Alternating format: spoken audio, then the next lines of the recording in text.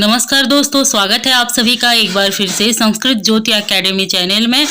आज हम पढ़ने वाले हैं संहिता साहित्य के सामान्य अध्ययन के ऊपर जो वीडियो बना रहे हैं, ये उसका तीसरा भाग होने वाला है।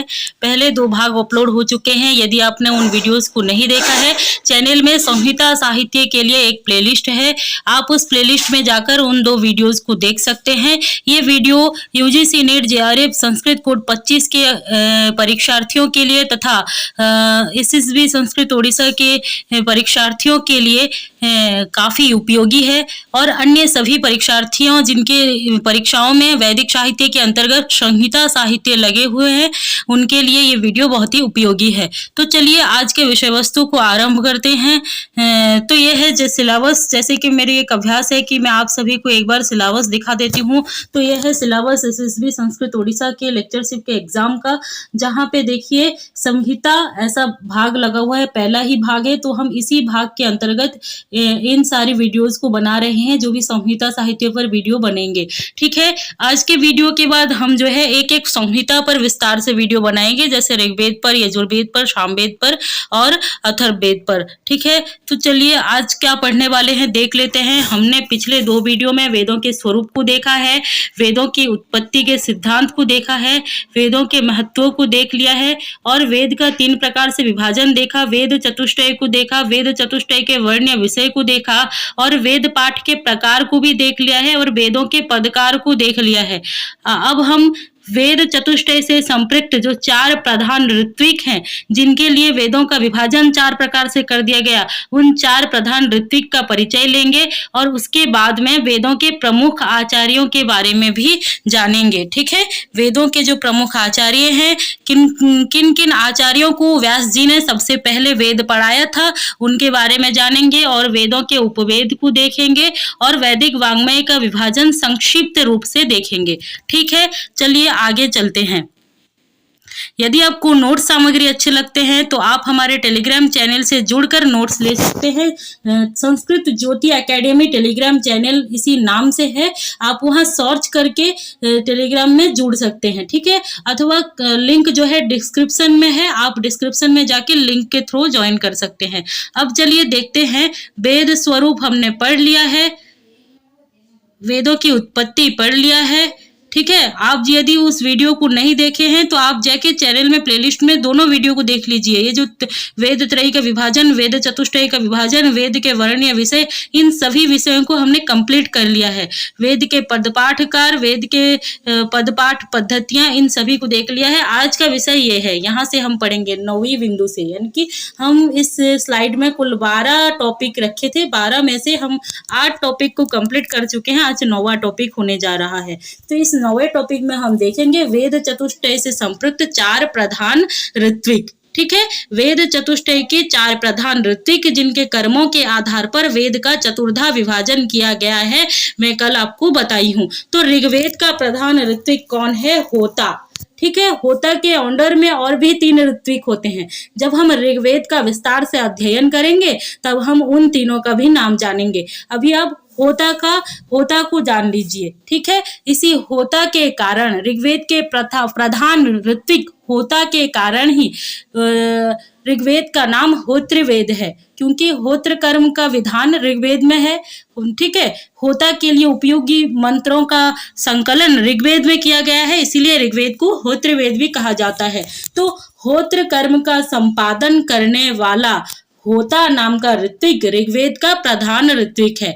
होता ऋग्वेद के ऋचाओं का पाठ कर उपयुक्त देवता को यज्ञ में आह्वान का कार्य करता है। यज्ञ में आह्वान का कार्य कौन करता है? होता। ठीक है, होता यज्ञ में अन्य देवताओं को आह्वान का कार्य करता है। ठीक है, किसके द्वारा आह्वान करता है? ऋग्वेद के मंत्रों के द्वारा। ठीक है, ऋग्वेद के स्तुति साध्य मंत्र के द्वारा जो है होता नामक ऋत्विक यज्ञ में अन्य देवताओं को बुलाता है। वो याज्ञा तथा अनुवाक्य ऋचाओं का पाठ करता है। याज्ञा अनुवाक्य ये ऋचाओं के प्रकार है। इस प्रकार के ऋचाओं का पाठ करता है। इन्हीं ऋचाओं को क्या कहते हैं? इन्हीं ऋचाओं का पारिभाषिक नाम शस्त्र है। ठीक है। जो याज्ञा अनुवाक्या जो स्तुति साध्य ऋचाएं हैं, इन ऋचाओं का पारिभाषिक नाम शस्त्र है। यही शस्त्र ही ऋग्वेद का विषय है। हम जब वर्ण विषय को पढ़ रहे थे तो शस्त्र किसे कहते हैं? अप्रगीत मंत्र साध्या स्तुति, यानी जिस मंत्र को गायन नहीं किया जाता, जिस मंत्र का साम पद्धति से गायन नहीं किया जाता, लेकिन वो छंदोबद्ध मंत्र देवता की स्तुति के लिए प्रयोग किया जाता है, उसे शस्त्र कहा जाता है। और यही ऋग्वेद का विषय है और इसी का उपयोग होता नाम का ऋत्विक करता है। अब सामवेद का प्रधान ऋत्विक कौन है? उद्गाता। उद्गाता के अंडर में भी और भी तीन असिस्टेंट ऋत्विक रहते हैं। हम इनको पढ़ेंगे जब सामवेद का विस्तार से अध्ययन करेंगे। तो उद्गाता का क्या कर्म है? उद्गात्र कर्म। ठीक है, उद्गात्र कर्म का संपादन उद्गाता नामक ऋत्विक का विशिष्ट कार्य है। उद्गाता नामक ऋत्विक से संपृक्त कर्मों का विधान सामवेद में है। उद्गाता नामक ऋत्विक के कार्यों का वर्णन सामवेद में है। इसीलिए सामवेद को उद्गात्र वेद कहा जाता है। जैसे ऋग्वेद को होत्र वेद कहा जाता है, वैसे सामवेद को उद्गात्र वेद कहा जाता है। ठीक है, ऋत्विक का विशिष्ट कार्य जो उद्गात्र नाम के ऋत्विक का विशिष्ट कार्य है वो सामवेद में वर्णित है। ठीक है, तो उद्गात्र कर्म का संपादन उद्गाता नामक ऋत्विक का विशिष्ट कार्य है। इसका वो विशिष्ट कार्य क्या है? जो विभिन्न देवताओं के लिए साम का गायन करता है। उद्गाता नामक ऋत्विक विभिन्न देवताओं के लिए साम का गायन करता है। जो साम का गायन करता है उसका पारिभाषिक नाम क्या है? स्तोत्र है। जैसे शस्त्र ऋग्वेद की पाठ पद्धति है, उसी तरह जो स्तोत्र है सामवेद का विषय है, क्योंकि जो ऋचाएं हैं, जो छंदोबद्ध ऋचाएं हैं, उन पर साम का गायन किया जाता है। उन पर साम के द्वारा गायन के द्वारा उनको गाया जाता है सामगान पद्धति से। जब सामगान पद्धति से ऋचाओं को गाया जाता है उसे स्तोत्र कहा जाता है। इसके अतिरिक्त जिन ऋचाओं के ऊपर साम का गायन होता है उनका एक और पारिभाषिक नाम है योनि। ठीक है, परीक्षाओं में पूछ देगा योनि किसे कहते हैं। ठीक है, योनि किस प्रकार के मंत्र का पारिभाषिक नाम है? जो ऋचाओं के ऊपर सामगान किया जाता है ना, तो जो ऋचाओं के ऊपर सामगान किया जाता है ऐसे ऋचाओं को योनि कहा जाता है, याद रखिएगा। ठीक है, उद्गाता के लिए आवश्यक ऋचाओं का संकलन सामवेद में किया गया है। ठीक है, जो भी ऋचा उद्गाता अपने उद्गात्र कर्म में प्रयोग करेगा वैसे ऋचाओं का संकलन सामवेद में किया गया है। अब आगे देख लेते हैं, वेद चतुष्टय से संपृक्त 4 प्रधान ऋत्विक का देख रहे हैं हम विषय।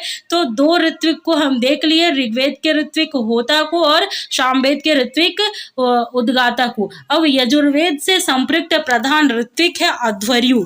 ठीक है, अध्वर्यु यजुर्वेद का प्रधान ऋत्विक है और इसी के कर्म का विधान यजुर्वेद करता है, इसलिए यजुर्वेद को अध्वर्यु वेद कहा जाता है। होत्र वेद ऋग्वेद है, उद्गात्र वेद सामवेद है। अध्वर्यु यज्ञ के मुख्य कर्म का निष्पादन करने वाला ऋत्विज है। अध्वर्यु कौन है? जो यज्ञ का जो मुख्य कर्म है उसका निष्पादन करने वाला है। ठीक है, गद्यात्मक यजुस मंत्र का यज्ञ में उपांशु रूप से अध्वर्यु उच्चारण करता हुआ अपने आध्वर्य कार्य का संपादन करता है। ये जो अध्वर्यु नामक ऋत्विक है ये क्या करता है? जो गद्यात्मक यजुस मंत्र है उनका उपांशु रूप से यज्ञ में उच्चारण करता है। उपांशु अर्थात साइलेंट, है ना, चुपचाप रह के उच्चारण, मन में उच्चारण करता है। मतलब जोर से साउंड करके शब्द के द्वारा जो शब्द वॉइस बाहर सुनाई दे इस तरह से वो उच्चारण नहीं करता, साइलेंट होके मन में उच्चारण करता है। ठीक है, तो अध्वर्यु क्या करता है? यज्ञ के कर्मों का निष्पादन करने वाला ऋत्विक है और ये गद्यात्मक यजुस मंत्रों का यज्ञ में उपांशु रूप से उच्चारण करता हुआ अपने आध्वर्य कर्म का संपादन करता है। अब ब्रह्मा नाम का ऋत्विक, इसे हम समझ लेते हैं। ब्रह्मा नाम का ऋत्विक अथर्ववेद का प्रधान ऋत्विक है। ठीक है, ब्रह्मा नाम का ऋत्विक अथर्ववेद का प्रधान ऋत्विक है, इसलिए अथर्ववेद ब्रह्मवेद है। ठीक है, अथर्ववेद ब्रह्मवेद है। ब्रह्मा नाम के ऋत्विक के समस्त कार्यों का संकलन, समस्त कार्यों का विधान अथर्ववेद प्रस्तुत करता है। ब्रह्मा नाम के ऋत्विक का प्रधान कार्य है प्रायश्चित का विधान करना और प्रायश्चित विषय वस्तु है अथर्ववेद का। तो ब्रह्मा यज्ञ का अध्यक्ष होता है। जो 4 प्रधान ऋत्विक होते हैं उनमें ब्रह्मा नाम का ऋत्विक याग का अध्यक्ष होता है और यज्ञ के निरीक्षण का प्रधान उत्तरदायित्व संभालने वाला भी होता है। जो ब्रह्मा नाम का ऋत्विक होता है वो याग के निरीक्षण का प्रधान उत्तरदायित्व संभालता है और ब्रह्मा वेद त्रयी का भी ज्ञाता होता है। ब्रह्मा अथर्ववेद का तो ज्ञाता होता ही है क्योंकि ये उसका विषय है, इसके साथ अन्य तीनों वेदों का भी ये ज्ञाता होता है। ऋग्वेद, यजुर्वेद और सामवेद का भी ये ज्ञाता होता है, परंतु इसका विशिष्ट वेद क्या है? अथर्ववेद ही इसका विशिष्ट वेद है। और ब्रह्मा यज्ञ की बाहरी विघ्नों से सुरक्षा करता है। ब्रह्मा याग का निरीक्षण करता है, निरीक्षण करते हुए वो याग का जो है सुरक्षा करता है, यागों की बाहरी विघ्नों से सुरक्षा करता है और यज्ञों में संभवित त्रुटियों के मार्जन तथा यागानुष्ठान में उत्पन्न होने वाले दोषों के दूरीकरण के लिए प्रायश्चित का विधान करता है। जैसे कि आप सभी को पता है अथर्ववेद का विषय, वर्ण विषय क्या है? प्रायश्चित है। प्रायश्चित तो ये प्रायश्चित किस लिए है? जो याग में संभवित त्रुटियां, जो याग में जो त्रुटि हो जाती है ना, जाने अनजाने में जो भी गलतियां हो जाती है, उन गलतियों के लिए जो प्रायश्चित का विधान अथर्ववेद के अनुसार ब्रह्मा नाम का ऋत्विक करता है। ब्रह्मा नाम का ऋत्विक करता है। इस प्रकार चारों ऋतुजों के विशिष्ट कर्मों के लिए आवश्यक मंत्रों का संकलन, ठीक है, चारों ऋत्विकों के विशिष्ट कर्मों के लिए आवश्यक मंत्रों का संकलन 4 वैदिक संहिताओं में किया गया है। 4 वैदिक संहिताओं के रूप में किया गया है। जो 4 ऋत्विक हैं, उद्गाता, होता, उद्गाता, अध्वर्यु और ब्रह्मा, ये 4 प्रधान ऋत्विक के प्रधान कार्यों का संकलन चारों वेदों में अलग अलग रूप से किया गया है। इसीलिए 4 वैदिक संहिता बनाए गए। एक वेद को इसीलिए 4 प्रकार से बांटा गया। ठीक है, अब आपको 4 प्रधान ऋत्विक समझ में आ गए होंगे। इनके अंडर में जो और 3 रहते हैं, इस प्रकार से 16 ऋत्विक का एक गण बन जाता है। इसको हम सभी वेद को जब पर्सनली एक वेद को पढ़ेंगे उस वक्त हम इन सभी ऋत्विक के बारे में जानेंगे। ठीक है, अब आगे चलते हैं। अब देखिए 4 ऋत्विकों के कार्य का वर्णन ऋग्वेद के इस मंत्र में भी है। तो इस सिद्धांत की पुष्टि ऋग्वेद के इस मंत्र से भी होती है। ये ऋग्वेद का कौन सा मंत्र है? ये मंत्र आपके सिलेबस में, पाठ्यक्रम में भी है, क्योंकि जो आपके पाठ्यक्रम में सूक्त है 10वें मंडल का 71वां सूक्त, ज्ञान सूक्त, जिसके ऋषि बृहस्पति हैं, उस सूक्त का ये मंत्रांश है। ठीक है, तो इस मंत्र में जो है कहा गया है चारों ऋत्विकों के अलग अलग कार्य का वर्णन प्राप्त होता है इस प्रकार से। ऋचांग त्वः पोषमस्ते पुपुष्वान् गायत्रं त्व गायति सक्वरीषु ब्रह्मा त्व वदति जात विद्यांग यज्ञस्य मात्रं विमिमीत उत्वः।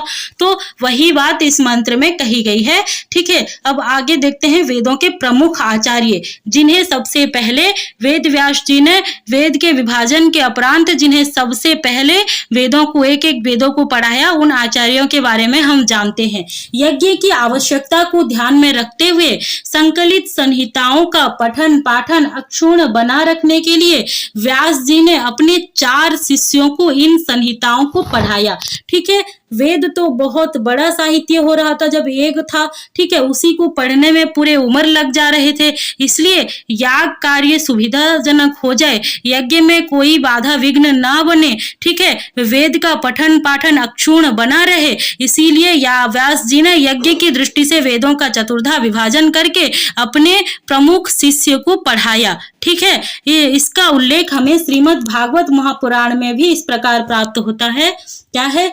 तत्र ऋग्वेदधर पैलः सामगो जैमिनिः कवि वैशम्पायनेवैको निष्णातो यजुषामृत अथर्वांगिरसमासीत् सुमंतु दारुणो मुनि। ऐसा भागवत महापुराण में, श्रीमद् भागवत महापुराण में प्राप्त होता है। तत्र ऋग्वेदधर पैल सामगो जैमिनि कवि वैशम्पायने वैको निष्णातो यजुषामृत अथर्वांगिरसमासीत् सुमंतु दारुणो मुनि। तो इस श्लोक का क्या अर्थ है? पैल को व्यास जी ने ऋग्वेद पढ़ाया, कवि जैमिनि को सामवेद पढ़ाया, वैशम्पायन वैशंपायन को यजुर्वेद तथा दारुण को सुमंतु, दारुण जो सुमंतु है, दारुण मुनि सुमंतु को अथर्ववेद का अध्ययन कराया। तो इस प्रकार से ऋग्वेद के पहले आचार्य पैल हैं, सामवेद के पहले आचार्य जैमिनी हैं, यजुर्वेद के पहले आचार्य वैशंपायन हैं, अथर्ववेद के पहले आचार्य जो है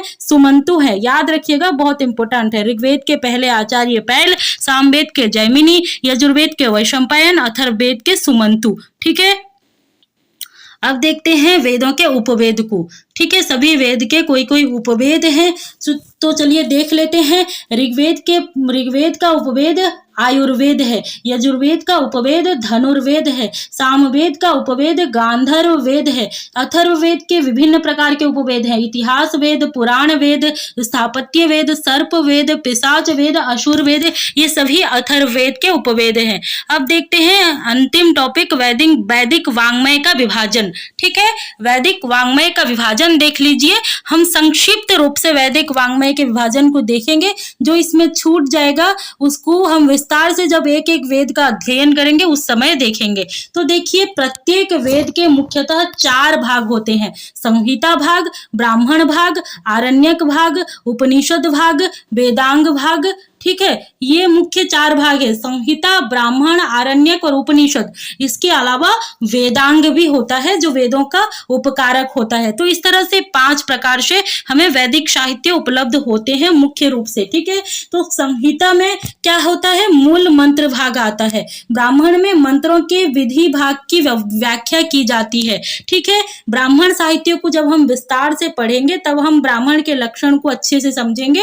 ठीक है, अभी इतना याद रखिए, ब्राह्मण में मंत्रों के विधि की व्याख्या होती है, आरण्यक में वानप्रस्थ आश्रम के कर्मों का विधान होता है, आरण्यक में वानप्रस्थ आश्रम के कर्मों का विधान होता है, उपनिषद में वेदों का अंतिम भाग ज्ञान कांड संकलित है। ठीक है, और वेदांग क्या है, वेद पुरुष के अंगभूत 6 वेदांग हैं, उनका नाम क्या है, शिक्षा, कल्प, व्याकरणम, निरुक्तम, छंद, सांचयः, ज्योतिषामयनं चैव वेदांगानि षडेतेतु। शिक्षा, कल्प, व्याकरण, निरुक्त, छंद और ज्योतिष, ये क्या है, ये वेद के 6 अंग हैं। ठीक है, अब देखिए सभी वेद के सामान्य परिचय में सभी वेदों का संक्षिप्त रूप से जो है विभाजन देख लीजिए। ऋग्वेद का विभाजन देख लीजिए। ठीक है, वैदिक वाङ्मय विभाजन को देख रहे हैं तो सबसे पहले ऋग्वेद का विभाजन देखिए। ऋग्वेद का संहिता भाग जो है उसकी शाखाएं इतने हैं, साकल, वास्कल, आश्वालयन, सांख्यायन, मांडूक्यन। इसमें उपलब्ध केवल शाकल शाखा आजकल पाई जाती है, वास्कल शाखा भी कहीं कहीं पाई जाती है। तो ऋग्वेद की ये शाखाएं हैं, साकल, वास्कल, आश्वालयन, सांख्यायन, मांडूक्यन। ठीक है, और ब्राह्मण क्या है, ऐतरेय, कौशितकी का ही अन्य नाम सांख्यायन है।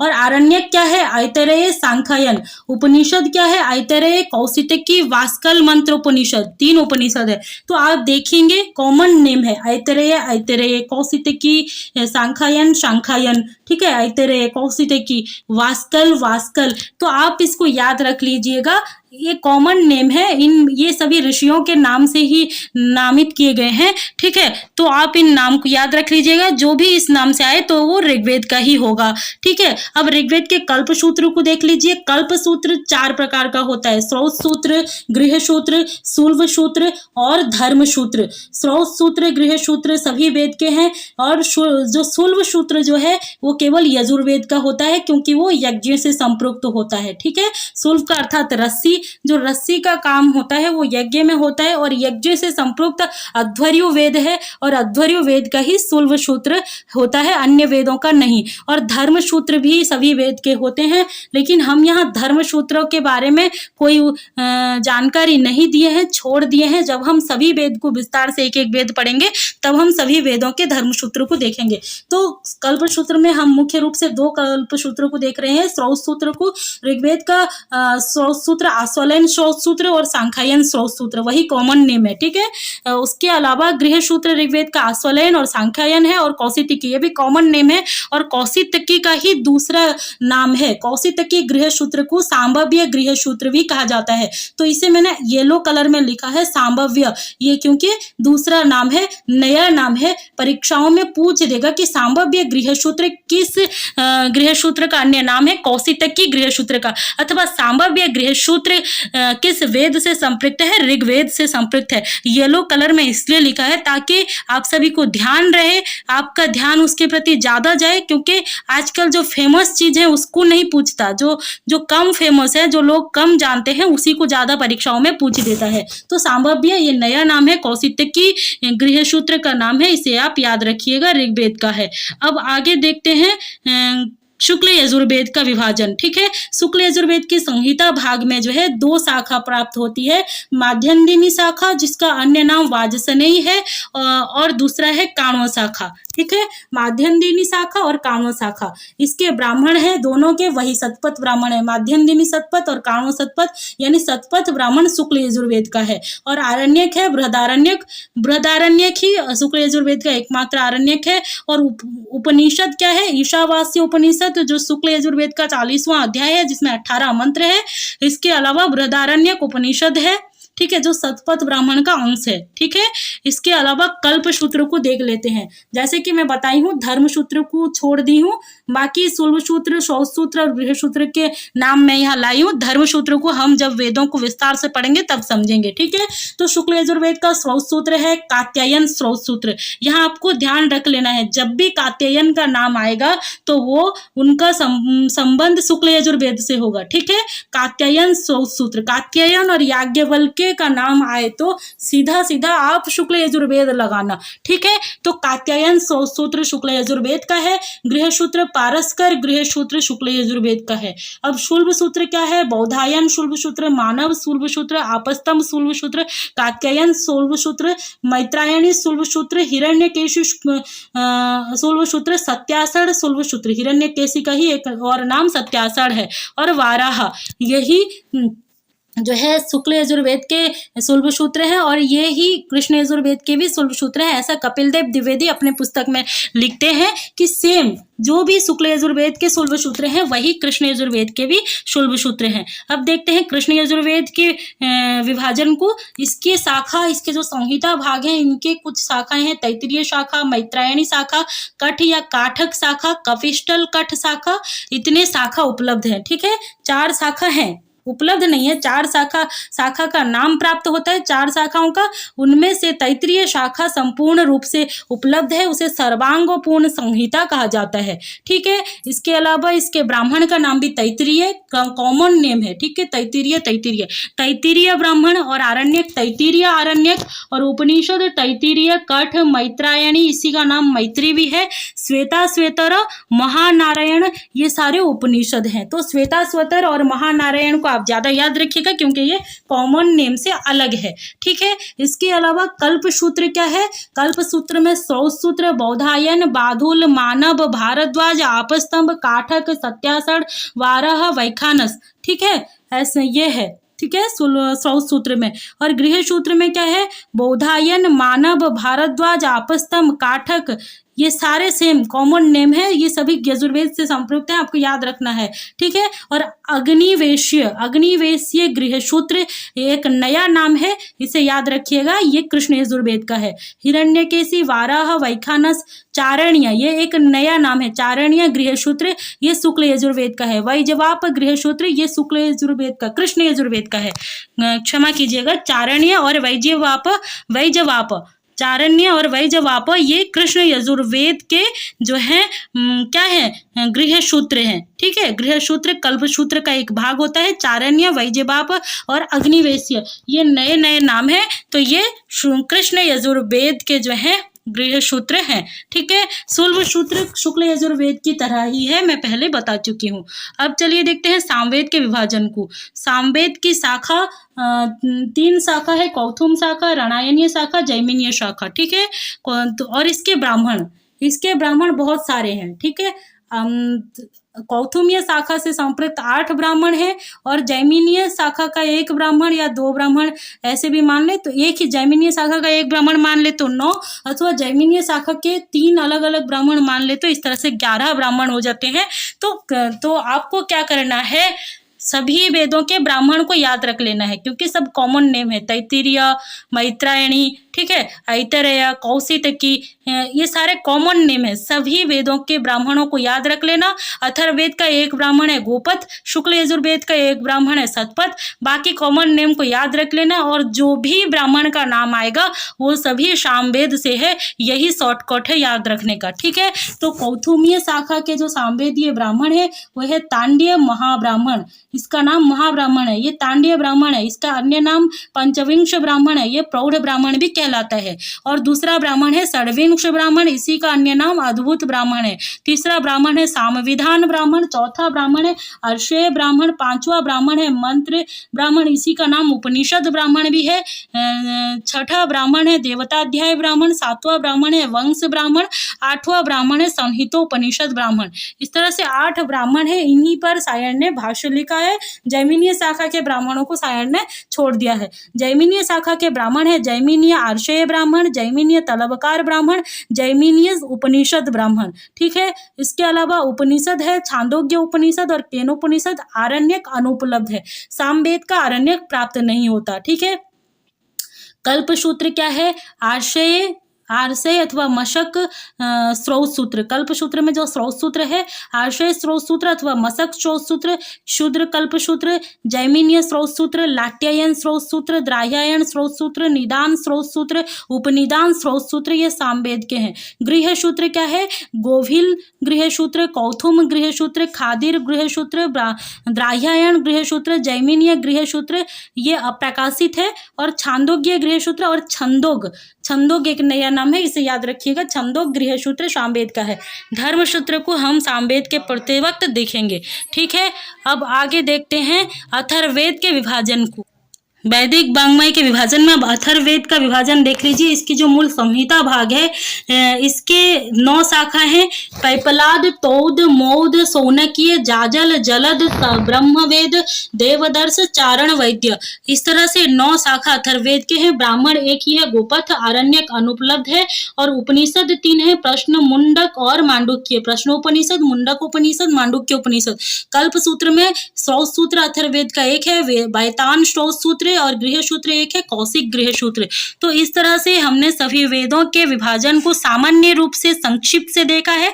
विस्तार से एक एक वेद पर फिर से वीडियो बनेंगे, आप हमारे साथ जुड़े रहिए। सभी प्रश्नों के जो है क्वेश्चन के सभी आंसर आपको यहाँ मिलेंगे, ठीक है। आज के लिए इतना ही, मिलेंगे फिर अगले वीडियो में। इस नोट्स को आप प्राप्त करने के लिए हमारे टेलीग्राम चैनल संस्कृत ज्योति एकेडमी चैनल से जुड़ सकते हैं और वहाँ से इस नोट को ले सकते हैं। आज ही ये नोट अपलोड कर दिया जाएगा। नमस्कार, धन्यवाद।